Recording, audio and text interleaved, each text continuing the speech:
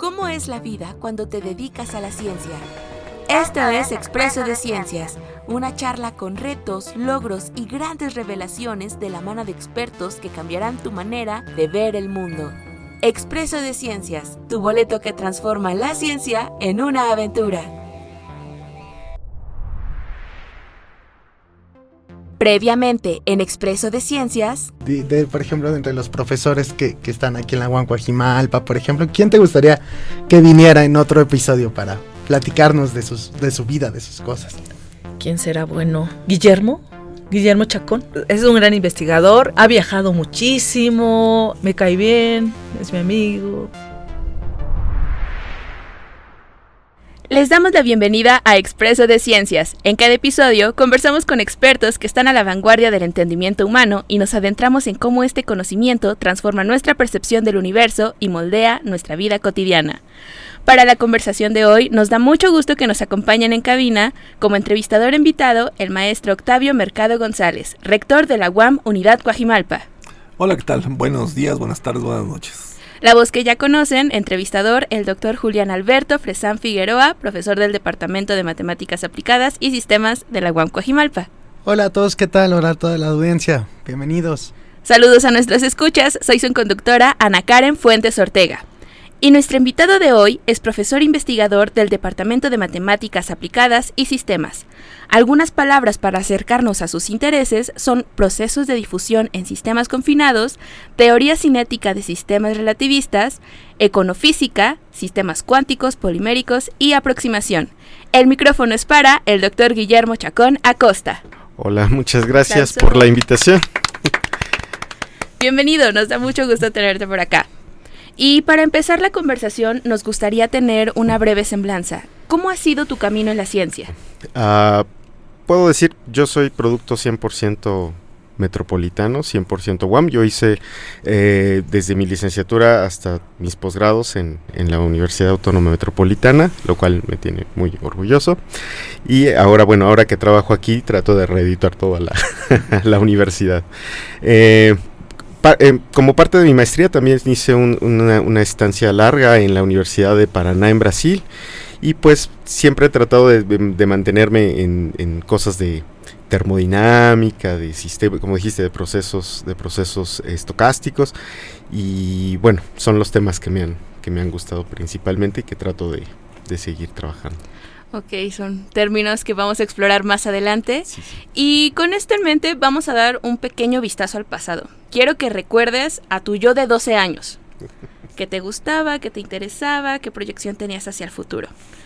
¿Cómo le explicarías a ese niño a lo que te dedicas ahora? Yo creo que las frases importantes son... ahorita dije algo así como cosas estocásticas. Eso en lo que se refiere en realidad es a probabilidades, ¿no? Probabilidades en realidad nos la encontramos en todos lados, ¿no? Como en los juegos de azar, pero en realidad, pues, en cada decisión que tomamos en la vida, pues puede considerarse como un juego de probabilidad. Entonces, en realidad, lo que dijiste al principio en la semblanza de lo que he trabajado, todo está como relacionado de alguna forma con probabilidades. Entonces, por ejemplo, para contestar lo que dice sobre econofísica, quisiera hacer un pequeño preámbulo sobre física. Claro. Por ejemplo, por ahí de los 1900, un científico muy famoso que se llamaba Ludwig Boltzmann, fue el primero que, digamos, acercó esta idea de la probabilidad de que las partículas que forman la materia, no nuestros átomos, moléculas, etcétera, se encuentren en cierto estado particular, digamos, con una velocidad, ¿no? Moviéndose, o que van muy lento, o que tienen mucha energía, etcétera. Entonces, él dio la hipótesis de que esas cosas se podían cuantificar así a través de promedios, es decir, de probabilidades, y que podían relacionarse con cosas que pues experimentamos, digamos, coloquialmente, ¿no? a nivel de todos los días, como pues la temperatura, ¿no? Ahorita que estamos pasando días muy calurosos, no sé, las presiones, etcétera, ¿no? Cosas que, digamos, se pueden medir. Entonces, dado ese paso, varias de las cosas que hemos estudiado pues están siempre relacionadas con esos procesos, ¿no? De hacer promedios, de calcular probabilidades. Y en particular esto de la econofísica, pues es una analogía que hemos nosotros estudiado entre estos procesos termodinámicos, ¿no? Como que existe una temperatura, una cantidad promedio. La temperatura, por ejemplo, una de las cosas que vio Boltzmann, pues es que está relacionada con la energía de las partículas, con qué tan rápido se mueven. Entonces, por ejemplo, un fluido muy caliente es un fluido formado de átomos que van muy rápido. Entonces, para tener una analogía, nosotros pensamos en una economía formada por agentes, por personas que están intercambiando dinero. El gas de partículas pues está intercambiando energía cuando chocan las partículas, por ejemplo, y cambian sus velocidades. Y pues los agentes ahora intercambian dinero, servicios, etcétera. Entonces estamos haciendo una analogía con un gas, por ejemplo, y con eso pues ver cantidades como temperatura u otras cosas. Uh-huh. Entonces, déjame ver si entendí un poquito esta idea.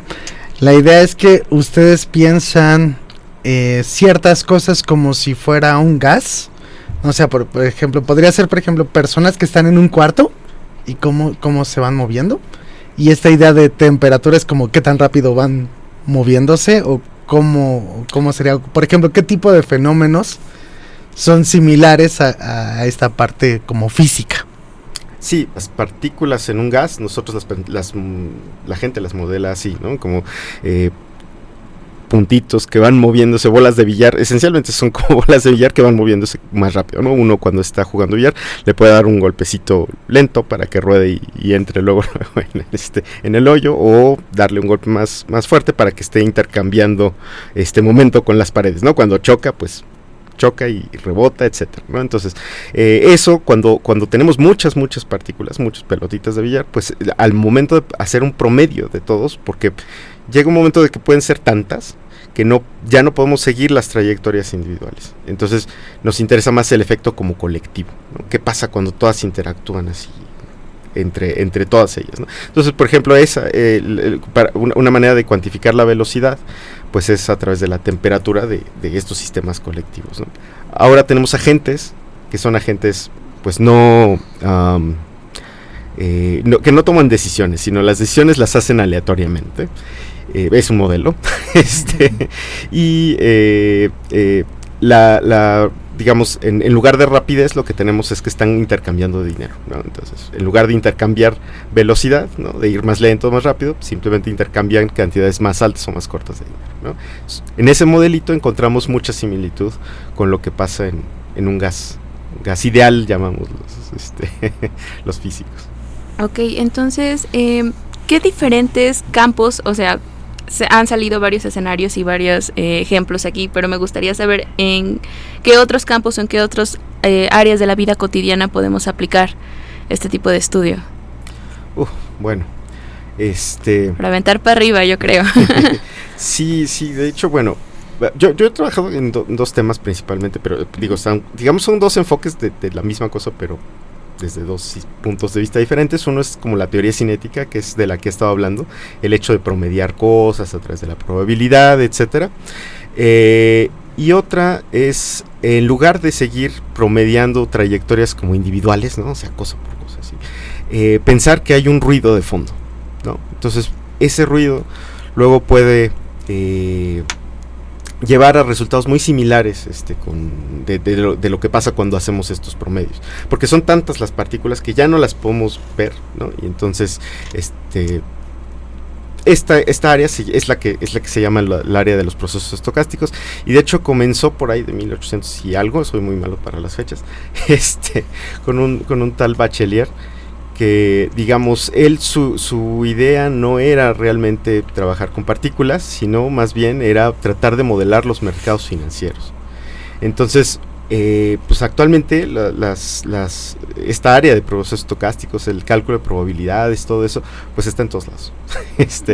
Lo podemos encontrar desde finanzas, economía, en los procesos dentro de las células, hay formas en cómo se mueven. Por ejemplo, hay unas formas de transporte sobre las células que se llaman motores moleculares, y de hecho se llaman, más específicamente, motores brownianos. Y esa palabrita browniana viene de un botánico inglés, Robert Brown, que fue, digamos, el primero que se dio cuenta de que existía un movimiento aleatorio. En particular, él lo observó en las partículas de polen sobre la superficie del agua, y ese movimiento más adelante se conectó con las ideas de los modelos de Bachelier, ¿no? Entonces, cuando hablamos de cosas brownianas, es por Robert Brown. Y también están relacionadas desde termodinámica, física, pasando por finanzas, economía, biología, claro. Y bueno, recientemente también hay estudios en astrofísica y en cosmología que relacionan procesos brownianos. Entonces realmente están en todos lados. Me parece muy interesante lo que comentas, Guillermo, porque además creo que cuando pensamos a veces en las matemáticas o en la física, las pensamos de una perspectiva como muy abstracta. Algo que está ocurriendo en las fórmulas, se visualizan en las gráficas del pizarrón, pero pocas veces pensamos en las aplicaciones prácticas de esto, y creo que ahí el trabajo que se está haciendo es de verdad muy, muy interesante, muy sugerente y muy potente en términos de utilizar las herramientas para pensar en el mundo que tenemos alrededor.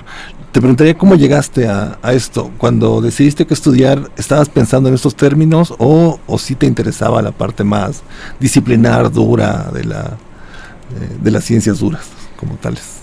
Pues qué interesante. Bueno, yo cuando decidí que estudiar, digamos, estaba en la preparatoria. En realidad yo quería estudiar literatura. que de hecho, bueno, empecé a estudiar literatura, pero por desgracia la tuve que truncar para hacer un doctorado. ¿Qué distancia entre los intereses de ese momento? Sí, pero bueno, curiosamente me topé, digo, yo tenía en la prepa unas sesiones de lecturas, y de escritura con varios compañeros y profesores que nos juntábamos en la prepa. Y de pronto llegó a mis manos un libro de Stephen Hawking, del libro de la breve historia del tiempo. Entonces cuando yo lo leí me atrajo mucho todo lo que estaba ahí, realmente los términos duros, como dice Octavio. Y pues surgió en mí como mucha curiosidad de esto qué significa, etcétera.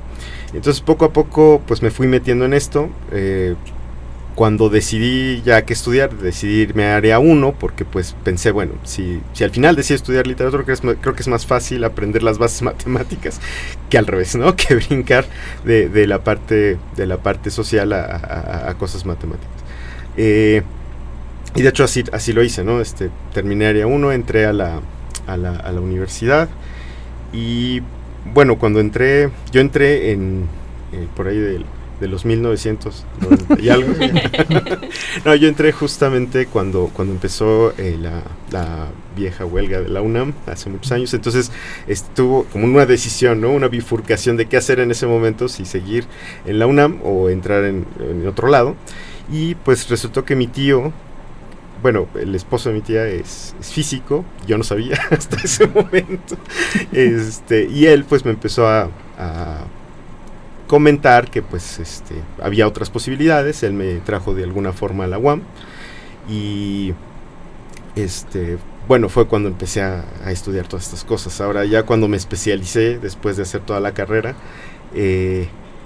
empecé a estudiar cuestiones de gravitación. De hecho, por eso la semblanza que Ana nos platicó, por ahí dice la palabra relativista, justamente la relatividad especial, general, que son las cosas que desarrolló Einstein, pues son las herramientas matemáticas que se ocupan para describir sistemas cosmológicos, astrofísicos, ¿no? Como agujeros negros, estrellas, todo esto, ¿no? Que justamente era lo que aparecía en el libro de Hawking. Entonces yo me empecé a especializar por ahí, que son, digamos, pues matemáticas todavía más duras. Bueno, más o menos, ¿no? Yo ya actualmente he conocido muchas más, pero en ese momento pues sí era muy, muy complicado, ¿no? Y el salto final lo di cuando mi asesor de tesis de posgrado, de maestría, me propuso un tema muy, muy, muy extraño, es un tema que se llama gravedad cuántica. La gravedad cuántica, bueno, hago dos menciones muy rápidas, ¿no? La mecánica cuántica es, digamos, la teoría que nos dice cómo funcionan los átomos, que no funcionan como pelotitas de billar, sino más bien siguen unas leyes de hecho probabilísticas. Y parte de los resultados de la mecánica cuántica es que existen, le llaman la gente cuantos de energía o de lo que sea, que es que las cosas son discretas, ¿no? Que no puedo tener valores de todos los valores continuos, ¿no? No puedo saltar de 1 a 1.1, sino de 1 me tengo que ir a 2. Entonces, eso no se había aplicado al espacio y la gente pues lo empezó a hacer porque dice, se dio cuenta que en ciertas regiones, en particular en los hoyos negros, pues es necesaria una teoría de este tipo para entenderlos más cabalmente, ¿no? Entonces hacía falta esta parte y mi asesor trató de jalarme a esa área, pero había un hueco, porque justamente no sabían cómo vamos a llamarle los átomos de espacio, sea lo que sea, que es, digamos, unas áreas mínimas o volúmenes mínimos, cómo eso podría crear el espacio que conocemos, ¿no? Entonces, la idea que teníamos o que empezamos a gestar poco a poco es que se tenía que hacer a través de promedios. Y bueno, al final, pues encontramos muchos huecos antes de llegar a eso y los empezamos a llenar, y para eso pues tuve que aprender un montón de cosas de probabilidad. Entonces fue un camino un poco tortuoso, pero pues que nos llevó a donde estamos ahora. ¿Y cómo te fuiste interesando por esta área? Porque bueno, cuando uno entra a la licenciatura, pues empiezas como a ver de todo un poco, ¿no? O sea, de repente uno se enamora de muchos temas, ¿no? ¿Qué fue lo que te llevó a enfocarte en esta área? Bueno, han sido varias cosas, ¿no? Yo creo que la más importante fue una influencia de un profesor de la UAM Iztapalapa, que se nos adelantó, el doctor Leopoldo García Colín. Cuando yo asistí a varias de sus conferencias, pues me llamó la atención todo lo que él hablaba y la potencia con la que él decía las cosas, ¿no? La seguridad, y entonces yo dije, bueno, yo quiero aprender todo esto, ¿no?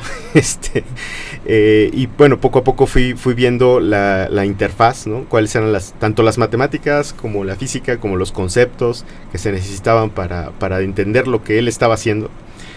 Y al final, afortunadamente, pues sí, parte de mi tesis se trató en los temas que él hacía. No trabajé nunca, bueno, solo una vez escribimos un libro como de memorias.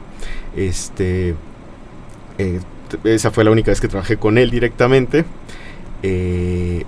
Pero yo no hice mi tesis con él ni nada, ¿no? Entonces era un poco más difícil todavía porque tenía que estar jalando información de diferentes fuentes. Pero digo, fue una de las principales influencias que tuve y quien me jaló más hacia el área en la que estamos ahora. Sí. Uh-huh. Sí, viendo el tamaño de las posibilidades que se pueden aplicar con estos conceptos, es de verdad impresionante. O sea, como lo comentas, puede haber proyectos que estén trabajando sobre estos modelos vinculados con intercambios comerciales y también con agujeros negros. Es decir, la gama de posibilidades es enorme. Actualmente, ¿en qué estás trabajando? ¿Qué proyecto tienes de investigación? Bueno, principalmente trabajamos en modelos matemáticos de procesos de difusión. La difusión es esencialmente lo que les decía, el movimiento browniano, ¿no? El movimiento browniano es este movimiento aleatorio que puede verse, por ejemplo, en la ceniza del humo del cigarro, ¿no? Una partícula ahí de ceniza se ve cómo se mueve aleatoriamente. El ejemplo más típico de esto es el que le llaman el caminar del borracho, ¿no? Que a veces pongamos a un borracho en una sola línea, que bueno, para empezar no puede, pero bueno, no sé, me ha pasado. Cuentan que pasa. Sí, cuentan. Y bueno, no va a estar en una sola dirección, ¿no? A lo mejor tiene una persistencia en una dirección, pero empieza a tambalear a los diferentes lados. Entonces, bueno, ese es un ejemplo típico de este movimiento aleatorio. Entonces, resulta que cuando tenemos el transporte, porque pues como saben el borracho se va moviendo finalmente, no se queda en el mismo lugar, el transporte modelado con este movimiento, pues resulta que tiene una influencia muy importante de las fronteras en donde está metido, ¿no? Entonces si yo pongo por ejemplo lo que decía esto, ¿no? Del humo del cigarro, si lo pongo en un tubito, pues resulta que se va a difundir de una forma distinta a que si lo pongo en el aire. Que es como si el borracho tuviera paredes a los lados. Exacto. Okay. Y estuviera golpeándose ahí. Okay. Sí. Entonces, bueno, ahorita estamos estudiando diversas enfoques un poco distintos alrededor de este proceso. Este proceso resulta que también tiene muchas aplicaciones. Por ejemplo, ahorita se me ocurren dos. Una es en diseño de dispositivos a nivel nanoscópico que se llaman biosensores, ¿no? Que biosensores es como un tubito donde haces pasar algo, normalmente es una cadena de ADN o algo así, y entonces la identifica, ¿no? El sensor dice, aquí pasó algo, ¿no? Entonces el transporte de eso pues es interesante. Y otros transportes, por ejemplo, son las que se llaman las bombas de iones o los canales iónicos en las membranas celulares, ¿no? Las membranas tienen unos hoyitos, bueno, unos como tubitos, por el que pueden dejar pasar tanto nutrientes o pues desechar cosas que ya no les sirven. Y pues la manera en cómo se transporta, además que bueno, tiene muchas influencias, pero una en particular son las fronteras. La forma de las fronteras puede hacer que el transporte, o sea, qué tan rápido, qué tan lento entra o sale de la membrana, ¿no? Entonces digo, esas son aplicaciones que se me ocurren ahorita, pero bueno, estamos trabajando en diferentes modelos alrededor de eso, ¿no? Esencialmente. Y desde ese punto, ¿cuál ha sido como el mayor desafío que has enfrentado en tu carrera científica, en tu vida personal como científico o en tu investigación, por ejemplo? ¿Cuál ha sido el que dices, fue como el mayor desafío? Bueno, yo creo que todos, ¿no? O sea, cada día va saliendo un reto distinto, ¿no? Y un reto que hay que superar y que es normalmente de alguna forma o en algún aspecto pues más complicado que el anterior. Entonces ahorita me vino a la mente la primera vez que presenté en un congreso internacional. Para mí, yo todavía era estudiante y para mí fue un desafío terrible, ¿no? Porque, o sea, hablar en inglés, responder las preguntas de las personas que están desarrollando la teoría que tú estás estudiando, apenas aprendiendo en ese momento. Bueno, fueron cosas muy, muy, muy fuertes, ¿no? Obtener recursos, ¿no? Ahora ya como investigador, escribir proyectos, digamos, que estén acorde con las políticas, digamos, del momento, también es un desafío interesante, que son como las que estamos viviendo ahora, o en realidad siempre, ¿no? Porque van cambiando conforme vamos avanzando, y la ciencia en realidad es algo un poco más como se dice, más amplio, ¿no? No necesariamente va en una misma dirección. A veces incluso tenemos que regresarnos a buscar los orígenes de lo que estamos haciendo para saber nuevas direcciones o nuevas posibilidades, ¿no? Entonces, bueno, esos son desafíos como muy... Y de la misma manera, ¿cuál consideras que es como el más divertido o más emocionante? ¿Qué momento en tu carrera científica crees que es así como wow, ¿no? En ese momento yo dije, esto es lo máximo? Bueno, cuando hice bueno, creo que también hay dos. Cuando hice la maestría, hice una estancia en Brasil y fue la primera vez que conocí a un investigador consolidado, digamos, porque me fui a Brasil porque justamente estaba estudiando del libro de este investigador, entonces fui a hablar con el autor directamente. Entonces cuando aprendí ya cabalmente todo lo que decía el libro, ¿no? Porque el profesor me puso a hacer todos los ejercicios, pues me sorprendió bastante, y justamente era esta interfaz, lo que estudié ya de entre relatividad, ¿no? Estas herramientas de hoyos negros y la herramienta de termodinámica, de cosas probabilísticas, etcétera. Entonces fue muy interesante, y para mí en ese momento yo quería dedicarme a eso toda la vida, hasta que encontré cosas más interesantes poco a poco, ¿no? Bueno, no más interesantes, igualmente interesantes, pero que más bien que había otras cosas, ¿no? Que también podíamos trabajar, y en donde también podríamos encontrar tanto aplicaciones como desarrollos nuevos, ¿no? Porque creo que lo más importante del quehacer científico es hacerse preguntas, ¿no? A veces la mayoría no tienen respuesta, pero el estarse haciendo continuamente preguntas, independientemente si tienen aplicación o no, independientemente si producen algo o no, el hacerse una pregunta, creo que como que despertar esa curiosidad, creo que es muy importante, ¿no? Y el otro momento que para mí también fue muy importante fue cuando empecé a tener alumnos, ¿no? Y colaborar con ellos, ¿no? Ver cómo desde que a veces ¿cómo decirlo? Todo el proceso de aprendizaje, ¿no? Que tienen ellos, ¿no? Entonces, y bueno, yo he aprendido muchísimo de los alumnos, ¿no? De las ideas que tienen, normalmente son muy frescas, normalmente tienen pues perspectivas que uno no se imagina, ¿no? Comentabas hace rato que habías llegado a partir del libro de Hawking al tema, y que estabas vinculado como con un grupo que hacía literatura y que pensabas estudiar esto. ¿Nunca pensaste en regresar de alguna manera o sigue siendo un hobby la literatura? Sí, definitivamente, todos los días.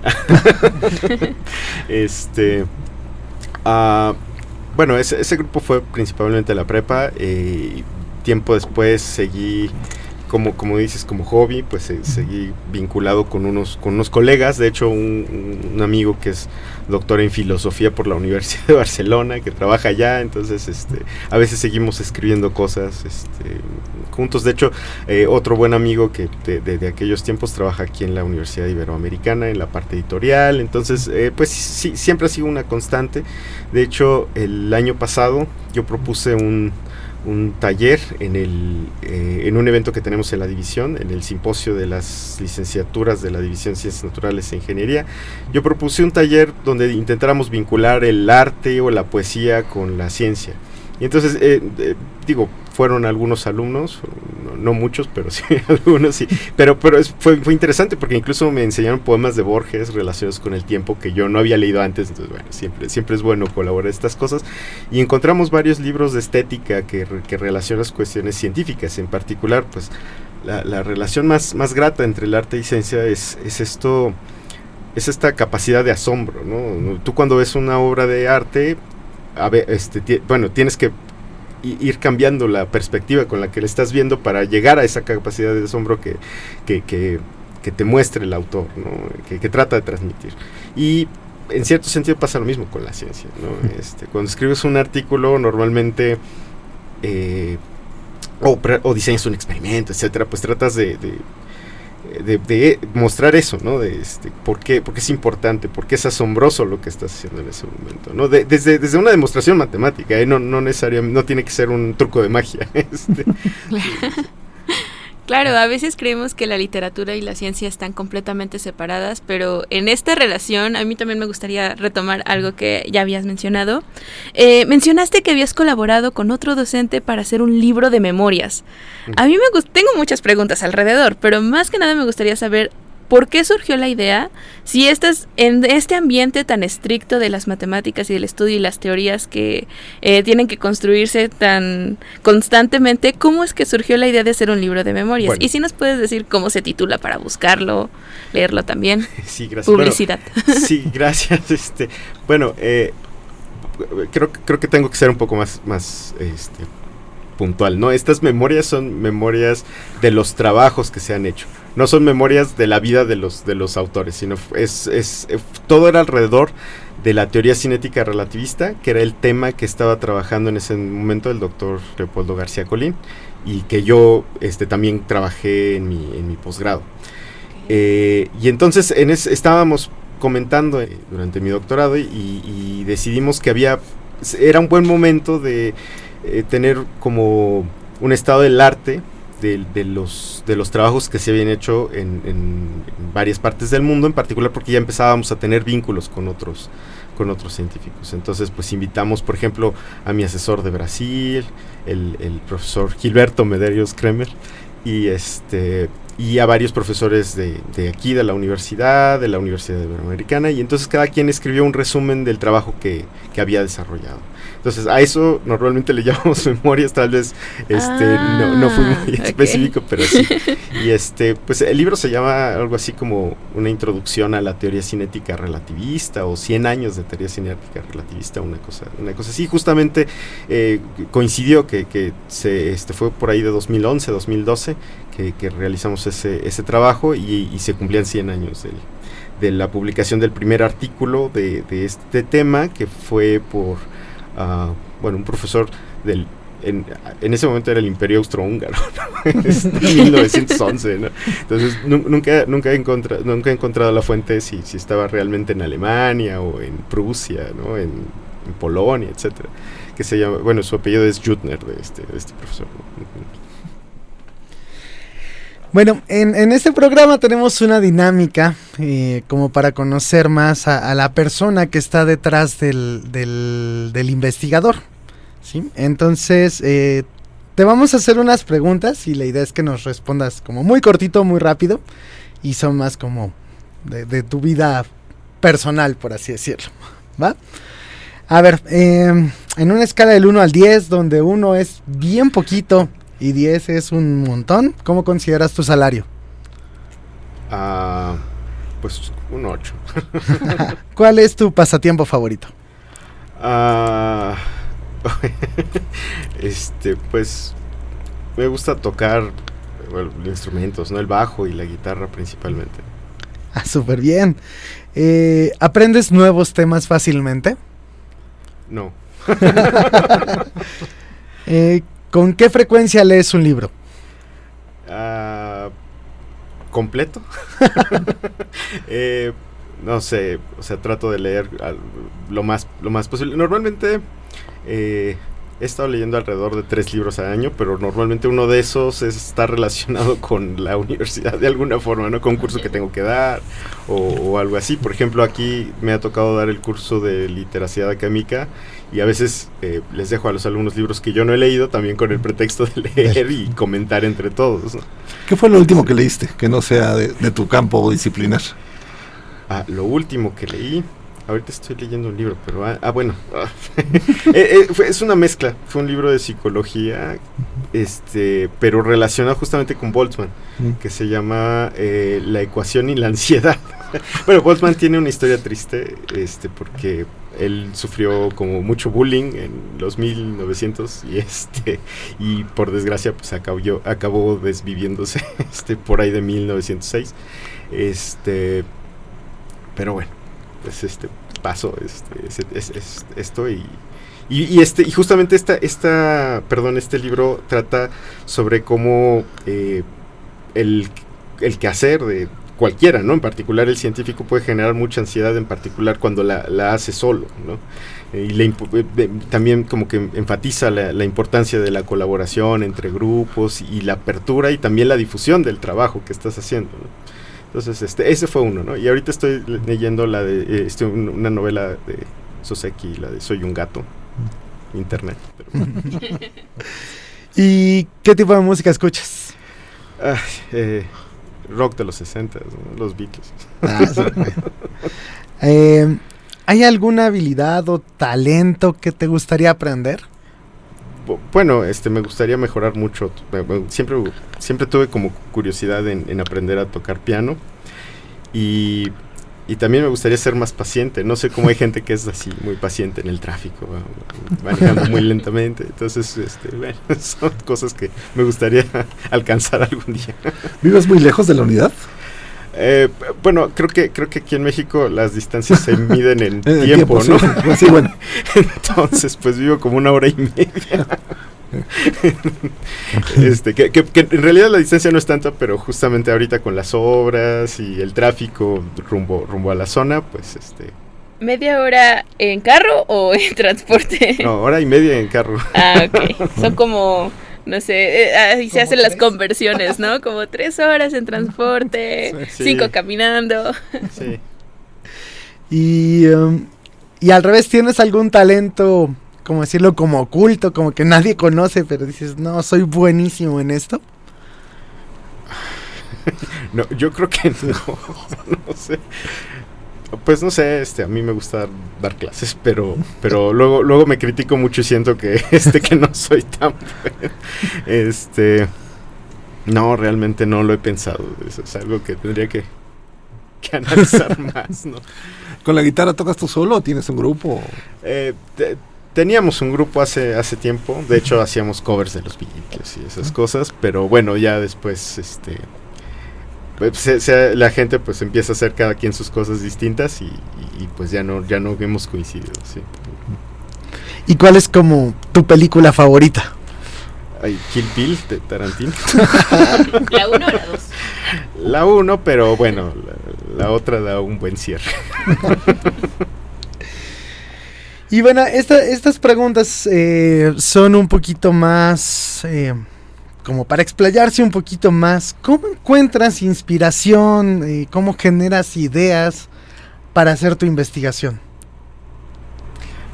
Bueno, normalmente hay como dos caminos, ¿no? O dos cosas que nos empujan a hacer las cosas. Una es, pues, resolver problemas. Entonces, empieza uno a ver dónde puede incidir lo que uno está desarrollando o lo que ha desarrollado para resolver algún problema importante o local, ¿no? O sea, algo que pueda destrabar, digamos, alguna situación, ¿no? Por ejemplo, hace poco conocí a una profesora que trabaja en meteorología y resulta que pues los modelos que tienen son pues sencillos, normalmente son numéricos. Yo no trabajo en cuestiones de solución de soluciones numéricas, pero el modelo en general es sencillo. Entonces hemos platicado en cómo adaptar los métodos que nosotros desarrollamos a esas cosas. Y otra es como por diversión, por decirlo de alguna forma, que es, bueno, uno se la pasa leyendo literatura científica para el trabajo, ¿no? Para empaparse de lo más reciente. Y entonces cuando lee uno un artículo dice, ay, bueno, ¿y qué tal si hiciéramos esto, no? Por ejemplo, no sé, si cambiamos la gravedad por gravedad negativa, ¿no? Ahora, en lugar de que nos acerque a la Tierra, nos repele, ¿no? O sea, ¿qué pasaría, no? Y digo, esa es una cosa muy simple, pero en ese mismo sentido de, bueno, ¿qué pasaría si hacemos algo más, ¿no? Como pues estarnos preguntando, ¿no? Y a veces han salido cosas interesantes a partir de esas preguntas, porque a veces, sobre todo en el área en el que he trabajado, las cosas no siguen la intuición que nosotros tendríamos, ¿no? De hecho, recientemente uno de mis asesores de tesis en doctorado acaba de publicar un libro que se llama Difusión en confinamiento, un viaje en la contraintuitivo o algo así. Entonces mucho siguiendo esto de que, bueno, te tienes que hacer preguntas para explorar regiones donde normalmente no irías y usualmente se encuentran efectos interesantes. Entonces, bueno, son como esas dos cosas las que me impulsan mucho. ¿Qué tanto ayudan los eventos científicos para esto, para que puedas conversar con colegas y juntos comenzar a construir y encontrar afinidades? No, yo creo que mucho, ¿no? De hecho, nosotros nos gusta siempre tanto asistir como proponer y organizar eventos de este tipo, sobre todo también para impulsar que los alumnos empiecen a tener esta curiosidad y esta idea de platicar con la gente, con los que están haciendo las cosas de primera mano. Yo creo que es muy importante porque justamente no todos los colegas tenemos la misma formación. Entonces, aunque sepamos el mismo tema, la razón por la que llegamos ahí o la perspectiva con la que nos vemos, con la que vemos el tema, pues es distinta, ¿no? Entonces, ya platicar con alguien que tiene un enfoque distinto, pues siempre va a dar lugar a algo nuevo y que normalmente es interesante, ¿no? Sí, a mí me parece que organizar eventos científicos siempre es muy rico. Y con esto en mente, en esta convivencia con la comunidad científica, ¿qué cualidades crees que son necesarias para dedicarse a la ciencia? Bueno, yo creo que la principal es no perder nunca la capacidad de asombro. Y esto nos hace como estarnos haciendo preguntas continuamente, porque las respuestas no las estamos esperando, ¿no? O sea, no estamos esperando que sea algo, ¿no? Sino estamos más bien a la espera de cuál va a ser la solución y estamos abiertos a sorprendernos de lo que nos salga, ¿no? Digamos. Yo creo que teniendo mucha curiosidad y esto en mente, ¿no? De asombrarse de cómo la realidad nos pone, nos da las respuestas, ¿no? Yo creo que eso pues es principal para realizar, para el que ser científico, ¿no? Y por ejemplo, bueno, con toda esta parte de ser profesor, ser investigador, organizar eventos, ¿cómo le haces para equilibrar tu vida personal con tu carrera científica? Realmente es muy difícil, ¿no? Sí, es muy complicado.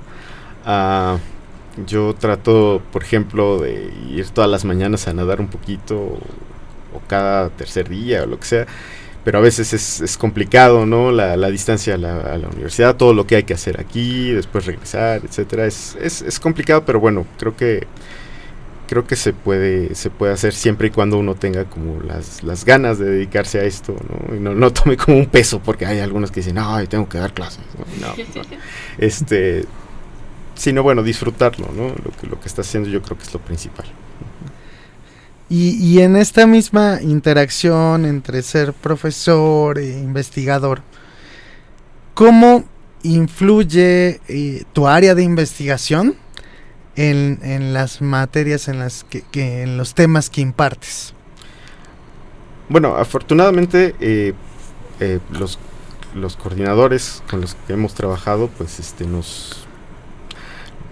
nos asignan los cursos pues conforme a lo que nosotros hacemos, aunque también ha pasado al revés, ¿no? A veces nos asignan un curso que pues no que no sepamos dar, sino que no tenemos como que estamos oxidados, ¿no? Y entonces a recordar ahí cosas sobre los temas pasados, pues también han surgido ideas. Entonces yo creo que pasado un poco en lo que dije, ¿no? Es estar como que esperando todo el tiempo sacar ideas de donde se pueda, del disfrute de la actividad cotidiana, pues yo creo que pues se puede, ¿no? Y me ha servido mucho. Me gusta mucho dar clases. Digo, y pensando en eso, que además me parece que es clave lo que comentabas, esta capacidad de asombro, ¿cómo hacer para estimularla? O sea, yo creo que en tu campo y posiblemente en todos, el que el alumno se haga preguntas y esté continuamente, no quedándose con la primera respuesta, sino tratando de saber más cómo hacemos para estimularla. Bueno, no, en realidad no lo sé, ¿no? Yo trato de hacerlo como de manera como interiorizado, ¿no? Sobre todo ahora que pues tenemos todas estas herramientas, ¿no? Por ejemplo, el ChatGPT, no sé si pueden decir marcas, pero Sí se puede. Es invitación para que nos patrocinen, ¿no? Pues sí, ¿no? Uno entra al chat y le pregunta algo y pues le da una respuesta, y sobre todo los más jóvenes pues se quedan con esa respuesta y ya no les asombra tanto lo que uno les muestra, ¿no? Pero yo creo que incluso con eso, ¿no? El hacerlos entender cómo está funcionando este sistema, que yo no lo sé del todo, ¿no? Entiendo más o menos las probabilidades que hay detrás de los pesos en las redes que se están entrenando para que te dé la respuesta esta, pero yo creo que haciéndolos comentándoles, haciéndolos conscientes de que detrás de todo, de esa respuesta hiper rápida, hay una revisión enorme de otros trabajos, bueno, si lo pueden hacer, bueno, quizás puedan fomentar su capacidad de asombro, pero pues no estoy seguro. Yo creo que eso también es como individual, ¿no? Cada quien tiene que ver como que lo que le gusta y tratar de buscarlo por ahí. Puede ser. Bueno, yo quisiera dividir la última pregunta en dos, ya entrando a la recta final del programa. Primero, mencionas que te gusta mucho dar clases y en general la conversación que hemos tenido alrededor de tu investigación. ¿Te consideras más un investigador o un docente o un profesor? Bueno, no, yo como que me pongo la camiseta UAM y yo soy profesor investigador. Sí, o sea, siendo muy honestos, sí me gusta, me gustaría dedicarme como más tiempo a la investigación, pero porque es algo personal, ¿no? Porque me gusta hacer eso, no porque tenga otra razón ni nada, ¿no? Sino es algo que disfruto mucho hacer.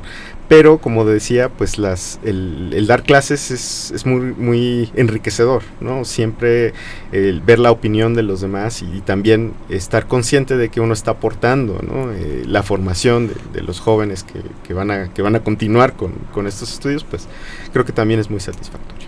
Y con esto en mente, en este proceso de formación, ¿qué consejo le darías a chicos y chicas de preparatoria que están interesados en estudiar ciencias?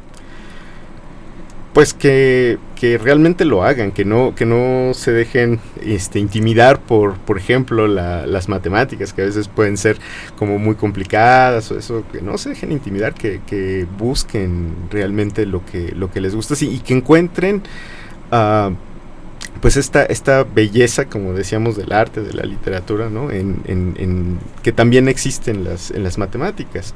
Si pueden trascender, digamos, toda pues esta parte complicada de las herramientas que a veces son solamente mecánicas, y empezar a ver que después de eso hay una especie de patrón de artístico, no sé cómo decirlo, de elegancia dentro de las matemáticas, pues creo que lo pueden lograr, ¿no? ¿Y qué mensaje le darías a las personas que ya están en una carrera de física, de matemáticas aplicadas, que les llame la atención tus temas de investigación?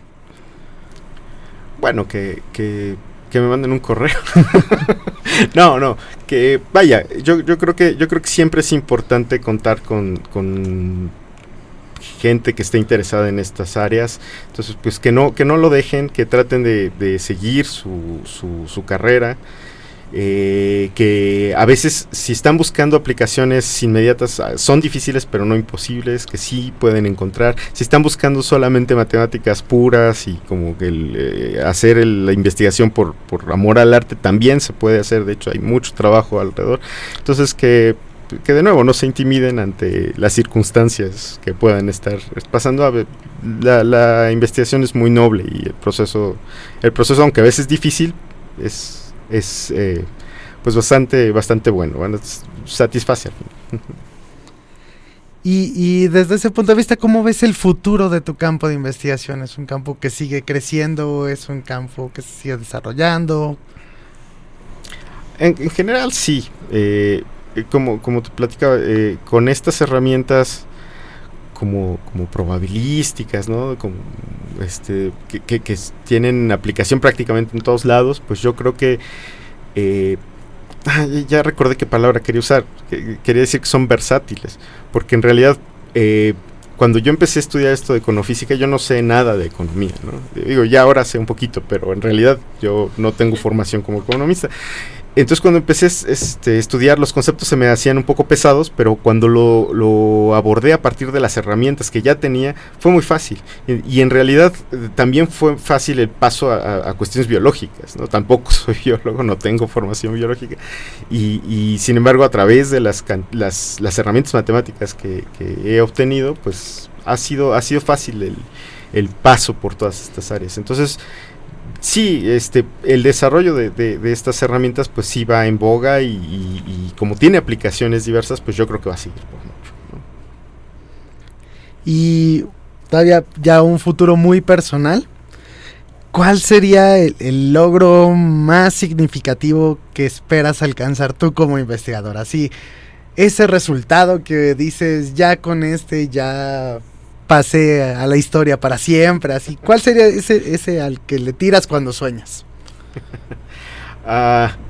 Bueno, se me ocurre algo muy técnico, pero más bien, pues regreso un poco a lo que ya había contestado hace rato, que en realidad cada nuevo proyecto es un reto en sí mismo, y pues salir de ese reto siempre es muy renovador. Entonces, por ejemplo, esta semana se graduó un alumno de doctorado con el que estábamos estudiando cuestiones de bacterias con estas herramientas también. Entonces yo estuve muy contento, ¿no? Yo dije, esto es como ganar un premio, no un Nobel, pero bueno, un premio muy importante, ¿no? Entonces, y el trabajo fue muy bueno, ya tiene citas, de hecho, estamos muy orgullosos porque nos citó un profesor que justo fue el que desarrolló el método de solución que nosotros que nosotros, digamos, extendimos, ¿no? Entonces, bueno, estábamos muy contentos por eso. Y bueno, que si lográramos eso en cada proyecto sería muy, muy bueno, ¿no? En términos quizás no tanto personales, sino en términos del impacto que tiene tu trabajo en el campo, ¿de qué manera crees que lo que estás haciendo puede tener resultados en otras instituciones, en otros espacios donde se esté trabajando sobre este mismo tema? Bueno, parte de lo que hemos logrado hasta ahora es tener varias colaboraciones y redes de colaboración. Entonces colaboramos con gente de la UNAM, gente de la UAM Iztapalapa, del TEC de Monterrey, etcétera. Y bueno, en parte es gracias a eso, ¿no? A que nuestros trabajos pues han tenido cierto impacto, también de la Universidad de Chihuahua, del ITAM, etcétera, ¿no? Entonces, sí, creo que vamos bien. Sobre todo, estas redes de colaboración creo que son muy importantes porque justamente es eso, ¿no? No nos vamos solamente con un tipo de investigador, sino hay experimentales, hay matemáticos puros, hay físicos, etcétera, ¿no? Entonces, pues sí, creo que hemos impactado un poco en diversos lugares y pues vaya, la idea es seguirlo haciendo, ¿no? Seguir buscando dónde y con quién colaborar para extender esta red y justamente buscar más aplicaciones, más estudios de este tipo, ¿no? Y justo eso es bien importante, ¿no? Porque a veces se tiene la idea de que las personas que nos dedicamos a la ciencia es como un trabajo muy solitario, ¿no? Y es más bien, si no le pasa, es colaborativo, si no nos pasa lo que a Boltzmann. Sí. Y en esta parte como colaborativa y ya hacia el final del programa, ¿a qué otro profesor tú das clases en la licenciatura de Matemáticas Aplicadas? ¿A qué otro profesor que da clases en la licenciatura de Matemáticas Aplicadas te gustaría que invitáramos a este podcast? Bueno, hay un profesor que yo respeto mucho, pero que conozco poco y que sería interesante saber pues su historia, en lo que trabaja, etcétera, que es el doctor Sergio Hernández. Sí, a mí me gustaría mucho saber más sobre él. Perfecto. Ok, con esa última reflexión llegamos al final del programa, porque aquí nos gusta hablar de ciencias. Compartimos descubrimientos, investigaciones y avances conversando con mentes expertas. Notamos cómo la ciencia cambia el entendimiento del universo y la vida diaria. Otra vez, muchísimas gracias por acompañarnos, Octavio González Mercado, rector de la UAM Coajimalpa. Muchas gracias, Ana, muchas gracias, Julián. Fue un gusto poder conversar, Guillermo, y creo que pudimos conocerte, no solamente los que estamos acá, sino por supuesto quienes nos escuchan, y creo que habría que reforzar la invitación para que se incorporen más colegas, más compañeras y compañeros a este programa. Deberían únicamente de escribir a jfresan@cua.uam.mx y establezcamos contacto para que vengan a platicar a la cabina. Muchísimas gracias. Muchas gracias. También el doctor Guillermo Chacón Acosta, profesor investigador del Departamento de Matemáticas Aplicadas y Sistemas. Pues muchas gracias por la invitación. Pues nada más esto, no pierdan su capacidad de asombro. Y respecto a las colaboraciones y los eventos académicos, pues nosotros organizamos un evento que este año se va a llevar a cabo en Cuernavaca, que se llama el Encuentro de Modelado Matemático en Física y Geometría, y también estamos colaborando con el SciAm y vamos a organizar un mini simposio sobre complejidad. En este año se va a llevar a cabo en Yucatán, entonces si están interesados en participar sería muy muy bueno por ahí buscar estos eventos. Y pues muchas gracias por la invitación, y, Ana, Julián. Muchas gracias por asistir. Y también la voz que ya conocen, el doctor Julián Alberto Fresán Figueroa. Muchas gracias a todos. Por favor, recuerden escuchar nuestro podcast cada lunes y esperamos que este capítulo les haya gustado mucho. También agradecemos al equipo técnico que se encuentra al otro lado de la cabina y a ti que nos estás escuchando. Yo soy Ana Karen Fuentes Ortega y esto es Expreso de Ciencias. Hasta el siguiente lunes. Esto fue Expreso de Ciencias, tu boleto que transforma la ciencia en una aventura. Recuerda que la ciencia nunca descansa. Mantente al tanto de nuevas investigaciones y experiencias. Te esperamos todos los lunes con un nuevo episodio. No olvides suscribirte a nuestro podcast y activar las notificaciones. Expreso de Ciencia es una producción de One Podcast.